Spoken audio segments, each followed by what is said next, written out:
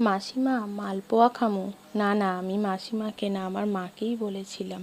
এর জন্য মা 1 কাপ ময়দা, 1/2 কাপ সুজি, 1/2 কাপ চিনি আর কিছুটা মৌরিকে দুধ দিয়ে ভালো করে পাতলা করে মেখে 2 ঘন্টার মতো চাপা দিয়ে রেখেছিল, যাতে সুজিটা ভালো করে ফুলে যায়।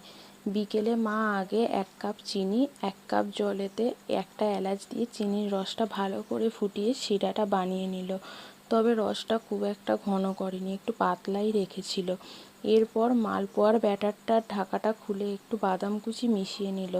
এরপর কড়াইয়ে তেল গরম করে ব্যাটারটাকে এভাবে গোল গোল করে দিয়ে একটু উল্টে পাল্টে হালকা লাল করে ভেজে রসে চুবিয়ে রাখলো কিছুক্ষণ পর রস থেকে তুলেই তৈরি হয়ে গেল রস চুপচুপে মালপোয়া সুন্দরী।